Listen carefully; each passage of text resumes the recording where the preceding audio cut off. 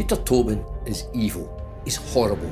34 years in the police, mostly in the CID. I have never dealt with such an evil individual. The 63-year-old serial killer and rapist had buried all 3 girls across a 15-year period, 1 in Scotland and 2 on the south coast of England. Another awful discovery at 50 Irvine Drive. A body bag thought to contain the remains of Dynamite Nicol.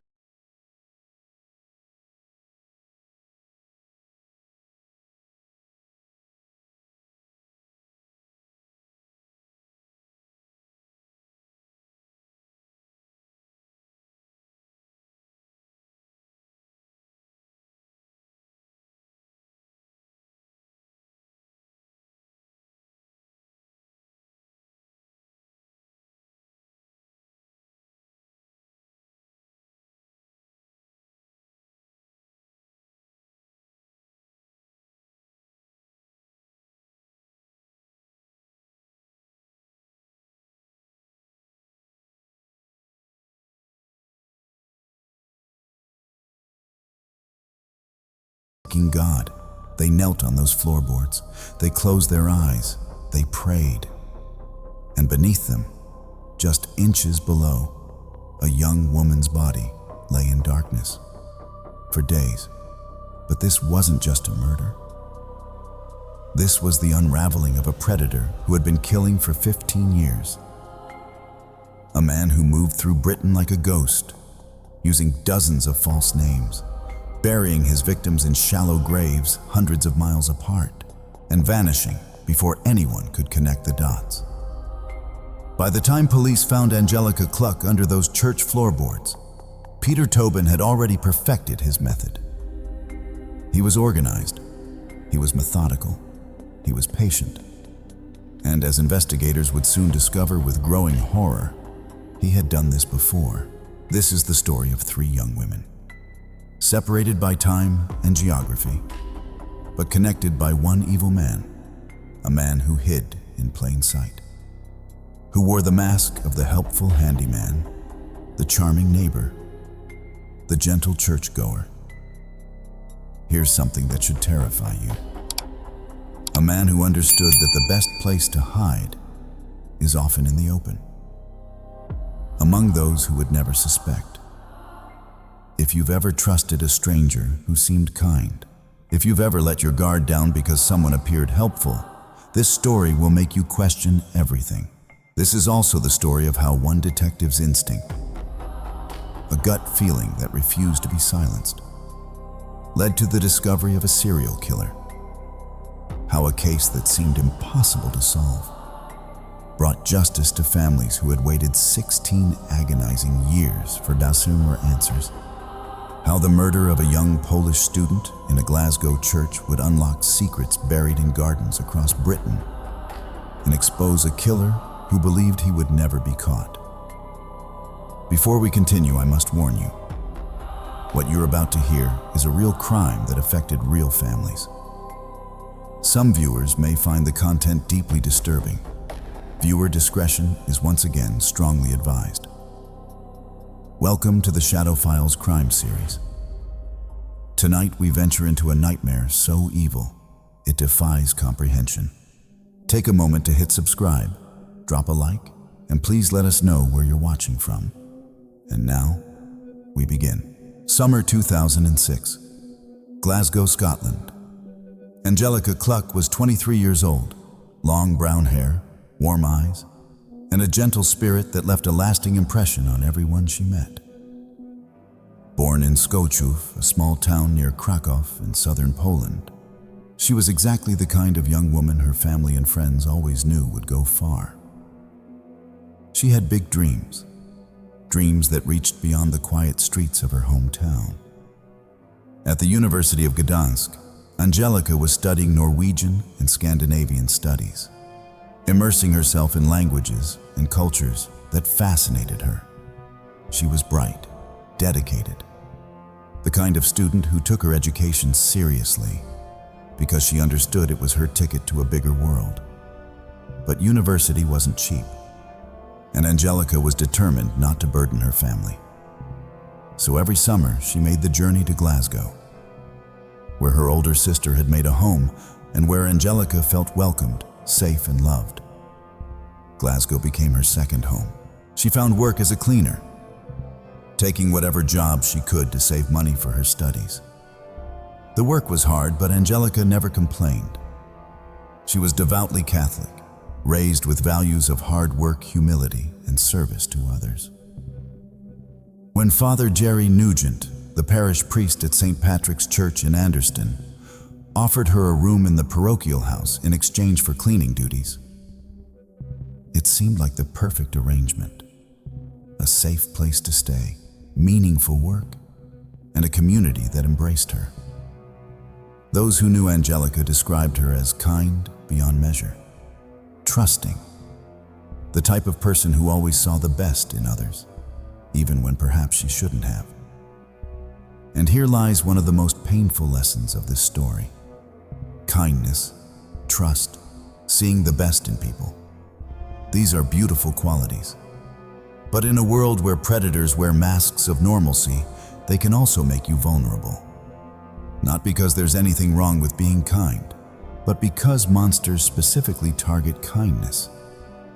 She had a gentle spirit, a genuine warmth that drew people to her. She loved Glasgow, the energy of the city, the independence she felt, the sense of purpose that came with earning her own way. She would walk through the streets with a sense of wonder, telling her sister about her plans, about the degree she would finish, about the life she would build. September 2006 was supposed to be her final visit to Glasgow before returning to Poland to complete her degree. Just a few more weeks of work, a little more money saved, and then she would go home. She had her whole future ahead of her, a future that would be stolen in the most unimaginable way. 6 weeks before Angelica's murder, a man appeared at St. Patrick's Church. He showed up at the soup kitchen, a twice-weekly event where volunteers served meals to Glasgow's homeless and struggling. He introduced himself as Pat McLaughlin, an older gentleman, around 60, graying hair and a disarming smile. He was polite, soft-spoken, grateful for the meal. He told the volunteers he was down on his luck, homeless, just looking for a bit of kindness in a harsh world. But there was something about him that made people want to help, something charming. He began showing up every single day, not just for meals, but offering to help around the church. Small repairs, odd jobs, whatever needed doing. Father Nugent, the parish priest, was impressed. In a world where so many people only take, here was a man willing to give back despite having so little himself. Father Nugent would later describe Pat McLaughlin as a godsend. Let that word sink in. A godsend. A priest. A man trained to recognize good and evil, called a serial killer a godsend. That's how good Peter Tobin was at hiding. That's how perfectly he wore his mask. Pat McLaughlin seemed harmless, friendly, the kind of older man you'd see fixing things in any neighborhood, always with a kind word and a willingness to lend a hand. Angelica befriended him almost immediately. She saw him as someone who needed help, someone down on his luck who deserved compassion. She had no reason to think otherwise. They worked together often.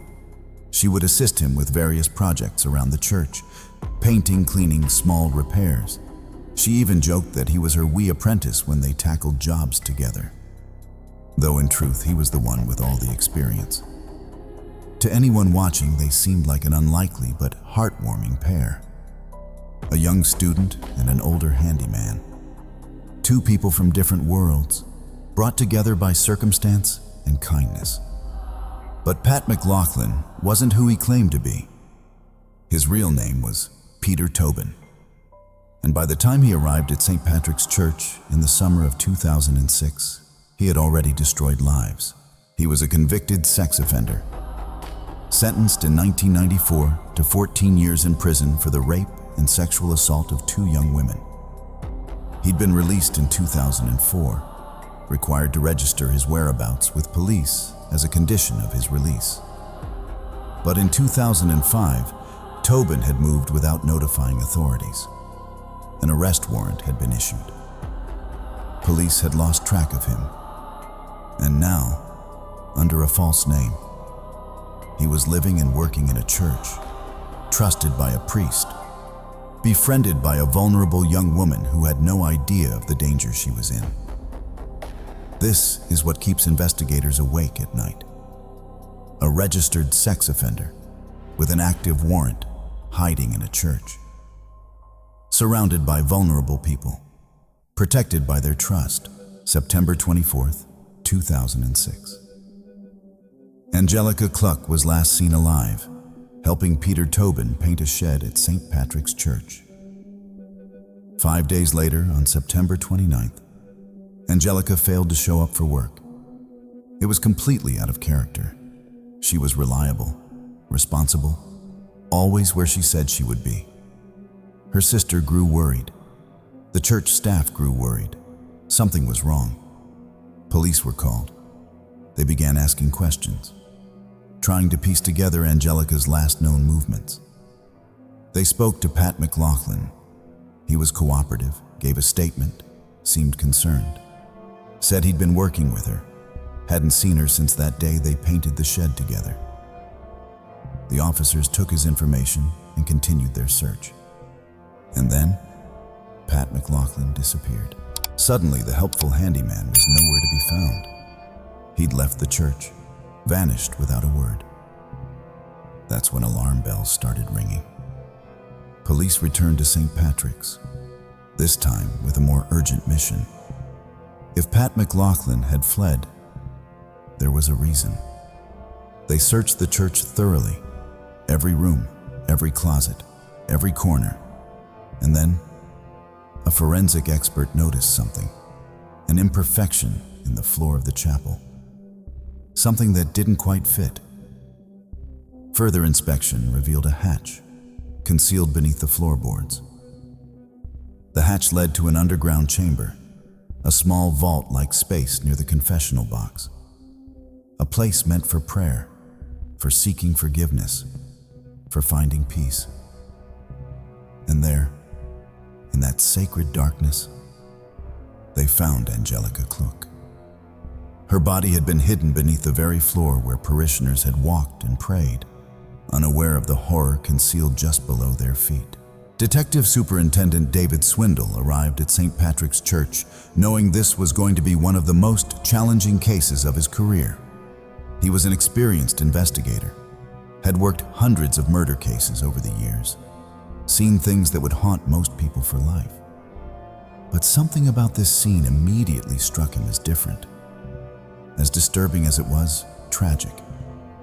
The discovery of Angelica's body presented an immediate dilemma. She was concealed in an incredibly cramped underground chamber, accessible only through a small hatch in the chapel floor. The space was tight, claustrophobic, dark. Most investigators would have wanted to extract the body immediately, to bring her out into the light, to begin the formal examination. But forensic scientist Carol Rogers made a decision that would prove crucial to the entire investigation. Don't move the body. Not yet. Rogers understood something vital. Angelica had been stabbed multiple times in the upper part of her body. If they moved her carelessly, if they extracted her from that confined space without proper care, body fluids could mix. Evidence could be contaminated. Crucial DNA could be lost forever. So Carol Rogers did something extraordinary. She crawled down into that cramped, dark chamber herself, squeezing through the narrow hatch, and worked alongside Angelica's body in that confined space to carefully preserve every piece of evidence. What they found was absolutely horrifying. Angelica had been beaten repeatedly with a wooden table leg, the blows severe enough to cause devastating head trauma. She had been bound. Her mouth had been gagged with a kitchen cloth, stuffed deep to silence her. And then she had been stabbed 16 times in the chest. A frenzied, brutal attack that spoke to rage, to sadism, to something deeply evil. The pathologist who examined Angelica's injuries concluded that the murder had been sexually motivated. The ferocity of the stabbing wounds to her chest, the pattern of the violence, suggested this wasn't just about killing. It was about deriving pleasure from the act itself. But there was something even more disturbing.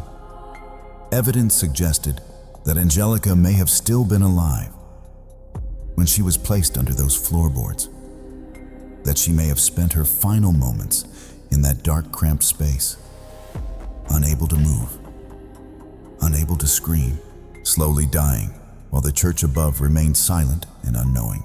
The forensic evidence told the story Tobin refused to confess. His DNA was found on the kitchen cloth that had been forced into Angelica's mouth. His fingerprints were on the tarpaulin used to wrap items found with her body. Her blood was on a wooden table leg. Her blood was on his watch.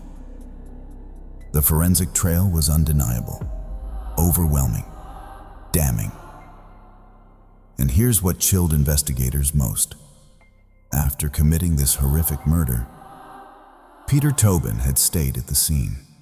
He'd cleaned up, he'd organized. He'd even prepared materials to move her body later. Plastic sheeting, tools, everything needed to transport her somewhere else, to bury her in a location where she might never be found. He was calm. He was methodical. He was in complete control. This wasn't the panicked aftermath of a crime gone wrong. This was the work of someone who knew exactly what he was doing. Someone who had done this before. As police began investigating Pat McLaughlin, they quickly discovered something that sent the case in a new direction. Pat McLaughlin didn't exist. The name was fake. The identity was fabricated. But the man behind it was very real.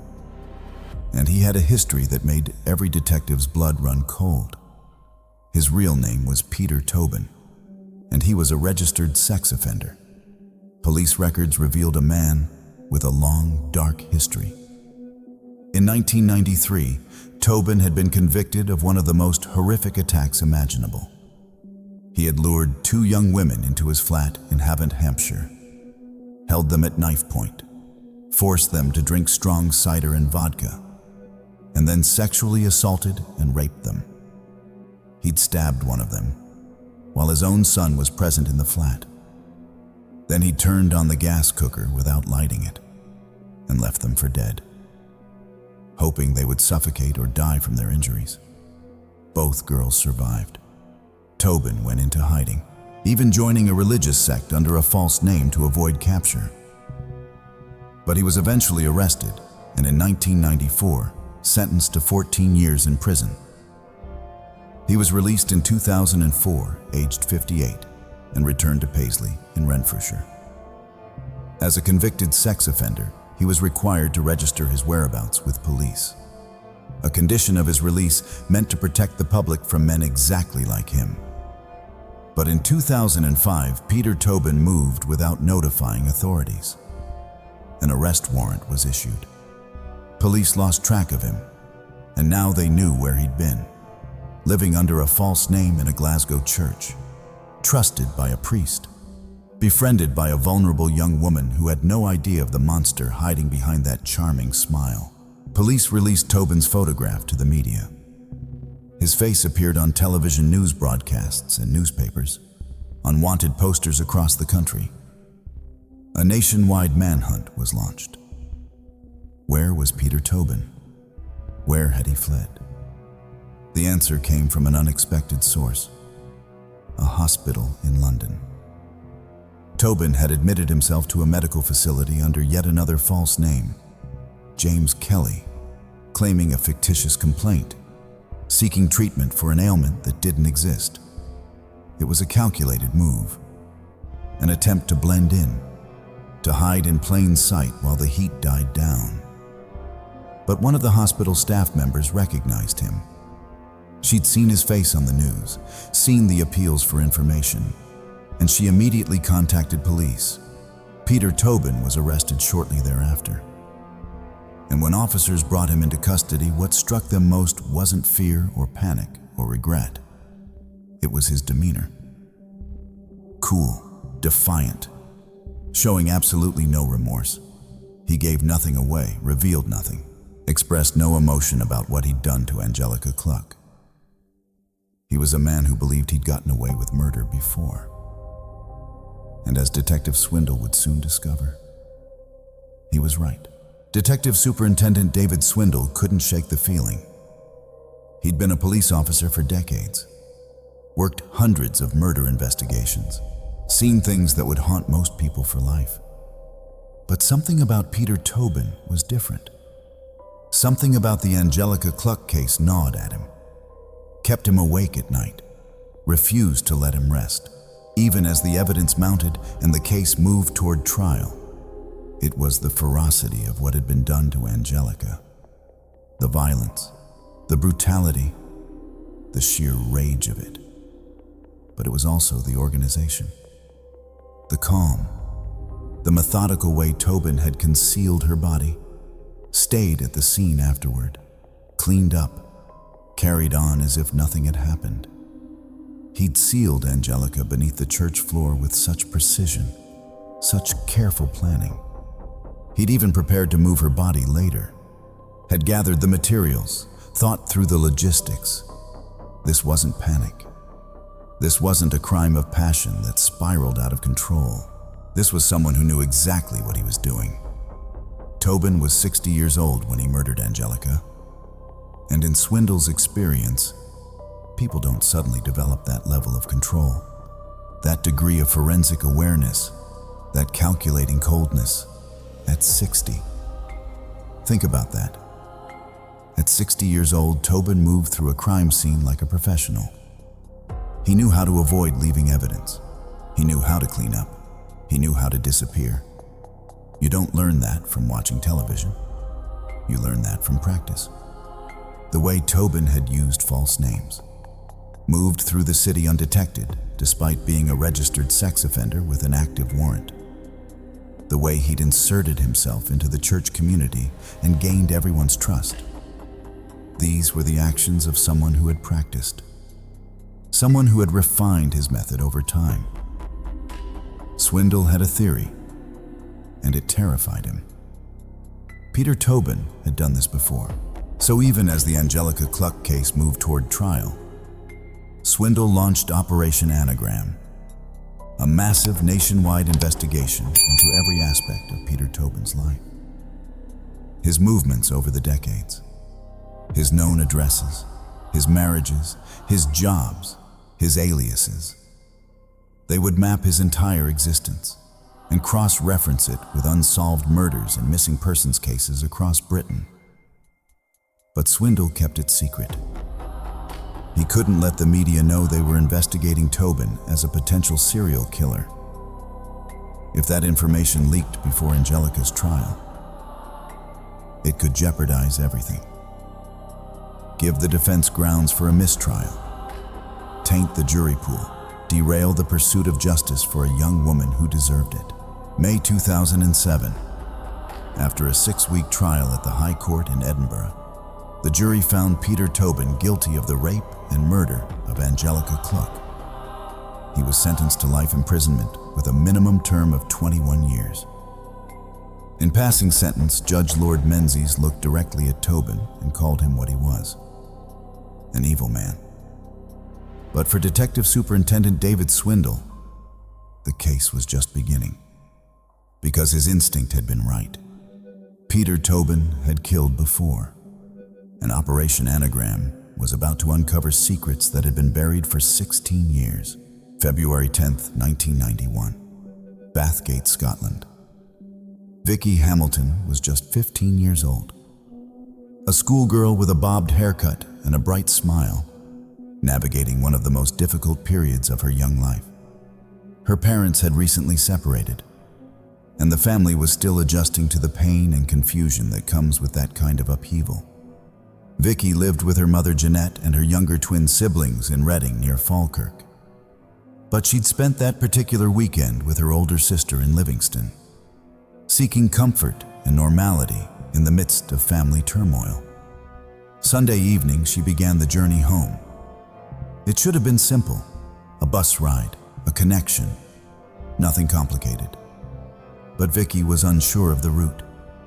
She found herself at a bus stop in Bathgate town center, alone in the cold February night, eating chips from a paper bag, asking strangers for directions.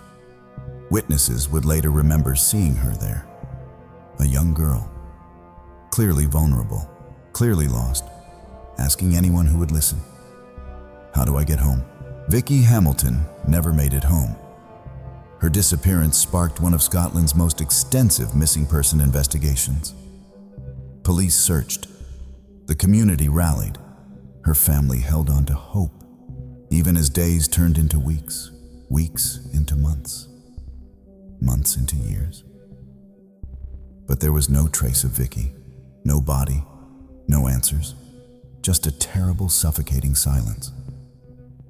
2 years after Vicky vanished, her mother Jeanette died. The family said it was a broken heart. A mother who couldn't survive not knowing what had happened to her child. Never able to lay her to rest. Never able to find peace. For 16 years, Vicky's case remained open, haunting investigators, tormenting her family, a mystery that seemed destined never to be solved. Until Operation Anagram changed everything. As Detective Swindle and his team mapped Peter Tobin's movements across Britain, one detail jumped out.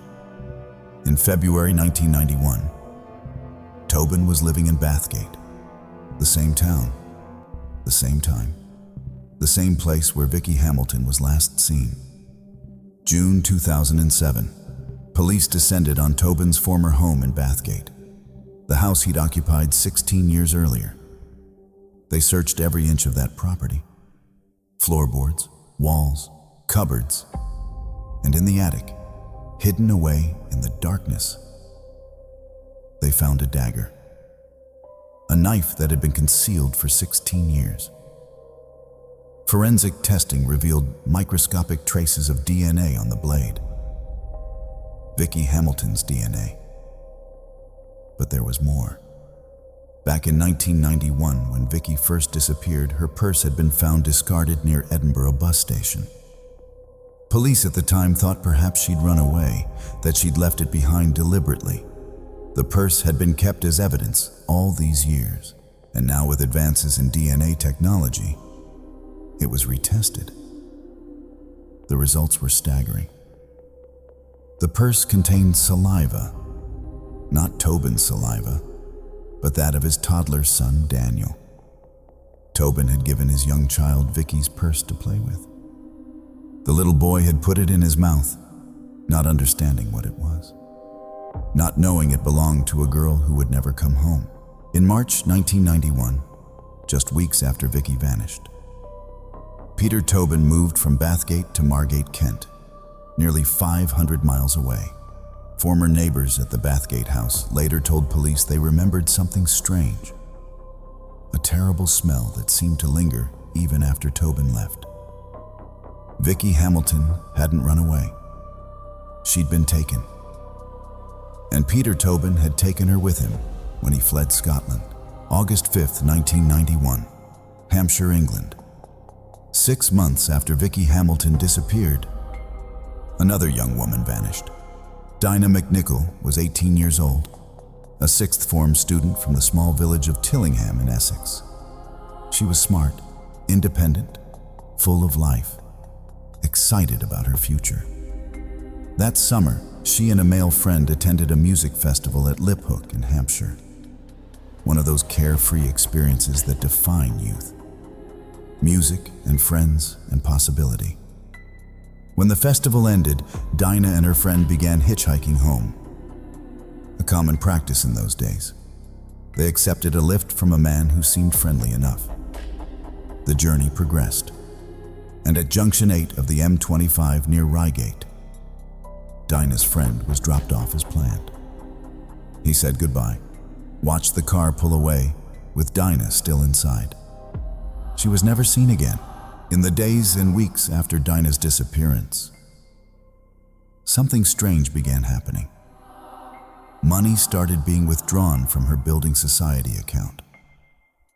Regular withdrawals at cash machines across the South Coast, Hampshire and Sussex, Hove, Margate, Ramsgate. This wasn't Dinah. She told her family and friends she was saving that money. It was compensation she'd received after her mother Judy died in a road accident when Dinah was just 6 years old.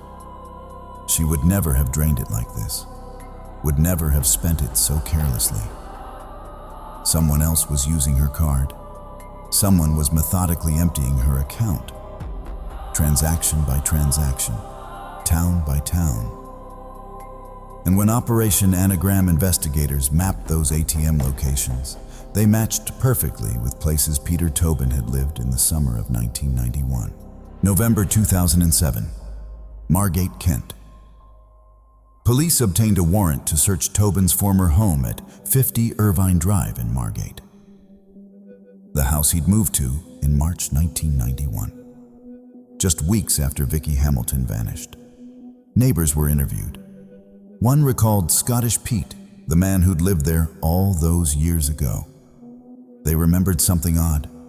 He dug a deep hole in the back garden around the time he first moved in. It had seemed strange then, but no one thought much of it.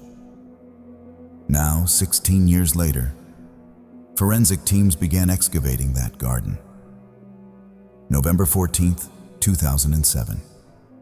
Human remains were discovered, buried in the back garden of 50 Irvine Drive. The body was that of Vicky Hamilton, 470 miles from where she disappeared in Bathgate. Peter Tobin had murdered her in Scotland, dismembered her body, and transported her remains in refuse bags when he moved south. She'd been hidden in that garden for 16 years, buried in the darkness while life went on above her. But the excavation wasn't finished. November 16th, 2007. A second set of remains was uncovered in the same garden. Dinah McNichol had been found. Just days before the discovery, a journalist had been interviewing Dinah's father, Ian McNichol, at his home in Essex. The interview was interrupted by news that police had found a body in Margate. Ian, a man who had spent 16 years in the most unbearable limbo a parent can experience, raised his hand, crossed his fingers, and said words that revealed the depths of his suffering. "Please be Dinah. Get us out of this misery." His prayer was answered. After 16 years, two families finally had answers. Two young women stolen decades ago were finally coming home. December 2008, the High Court in Dundee. Peter Tobin stood trial for the murder of Vicky Hamilton. Despite the mountain of evidence against him, his fingerprints on the refuse bags that had wrapped her body, his DNA on the dagger found hidden in his attic, eyewitness accounts of suspicious behavior in Bathgate in 1991, the forensic trail that connected him undeniably to her death. Tobin denied everything.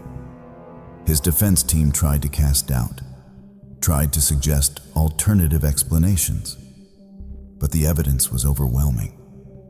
The jury saw through every lie, every deflection, every desperate attempt to escape responsibility.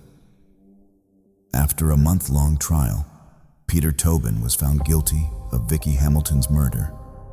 The judge showed no mercy in sentencing.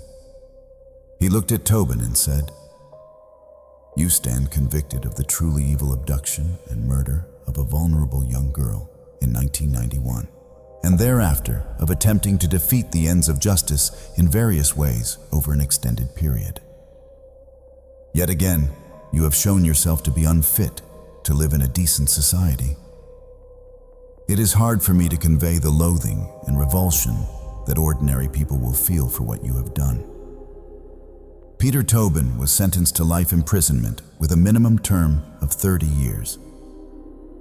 The judge stated that if it had been within his power, he would have made that sentence run consecutively to the 21 years Tobin was already serving for Angelica's murder.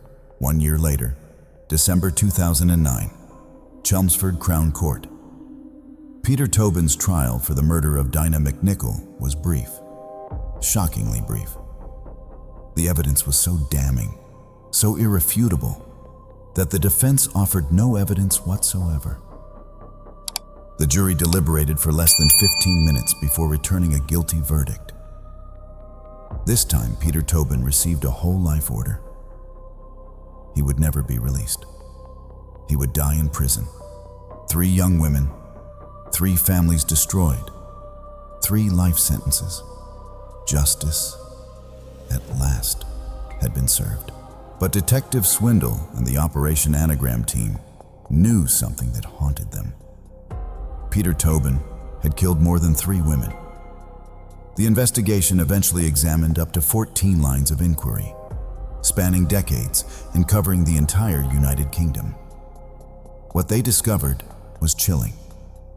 Over the course of his life, Peter Tobin had used up to 40 different aliases, false names, fake identities, a constantly shifting persona that allowed him to disappear and reappear at will.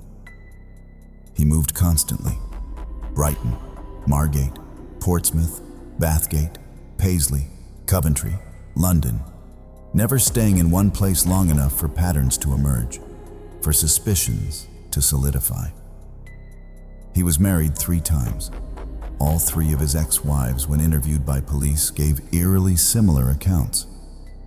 A charming, well-dressed man who swept them off their feet, only to reveal himself as a violent, sadistic psychopath once the mask slipped. All 3 marriages ended with the women fleeing in fear for their lives. And then there was the jewelry. When Tobin was arrested after Angelica's murder, police found 32 pieces of jewelry in his possession. Rings, necklaces, bracelets, items that clearly didn't belong to him. Forensic analysis revealed DNA profiles on some of those pieces. DNA from women who have never been identified. Detective Swindle believed these weren't just random stolen items. They were souvenirs, keepsakes from terrible acts that may never be fully understood. Operation Anagram investigated potential links to other unsolved cases. Louise Kay, an 18-year-old who disappeared from Beachy Head in Eastbourne in 1988.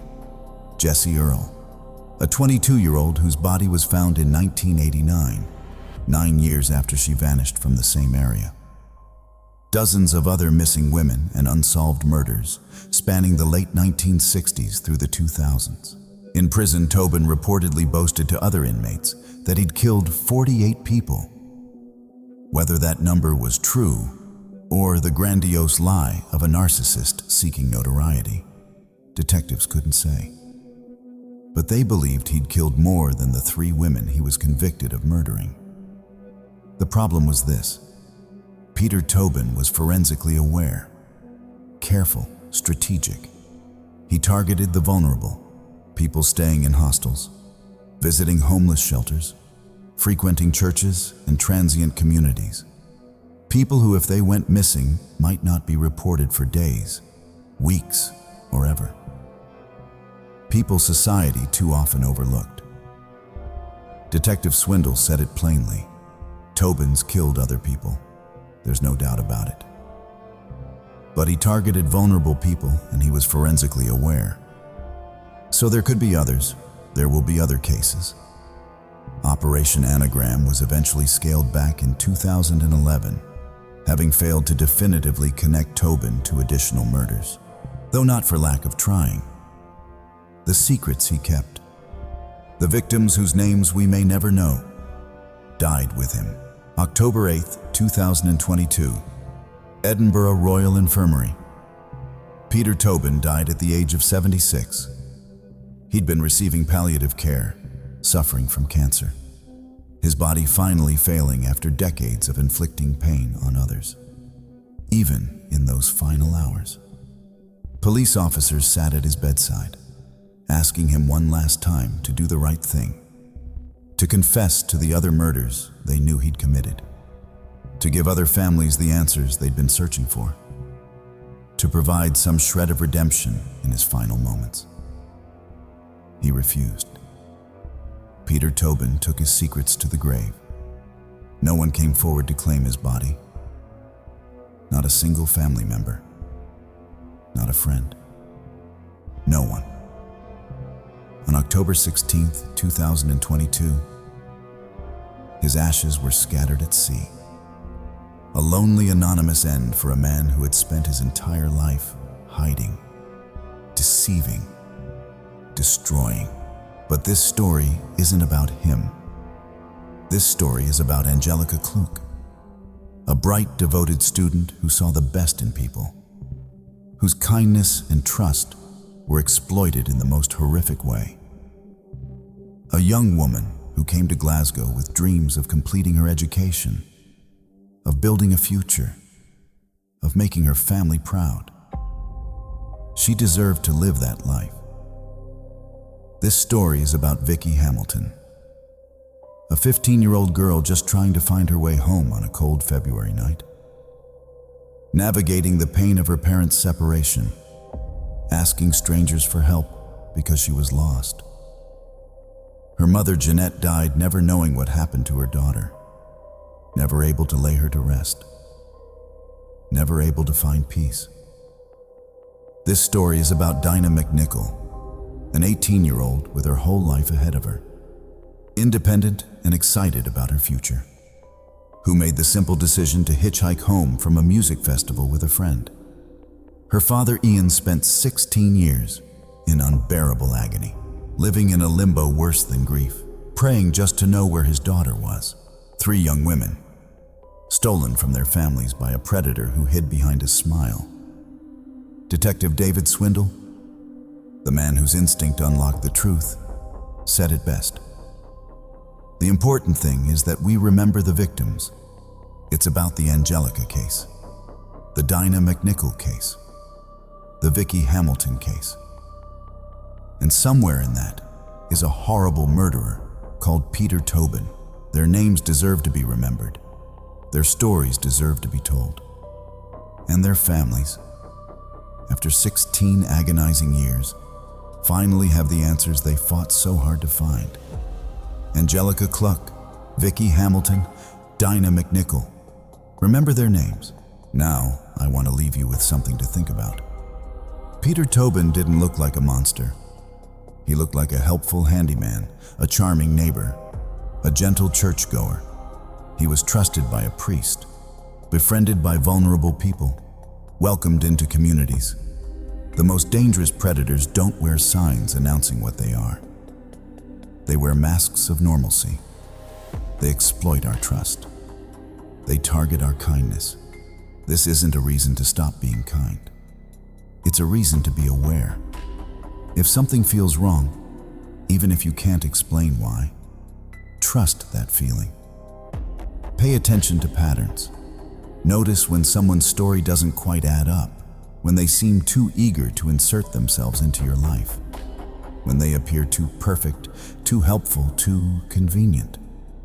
Most people are exactly who they appear to be, but some are not. And the difference between safety and danger often comes down to listening to that quiet voice inside you that says, something isn't right. Angelica was kind. Vicky was lost. Dinah was trusting.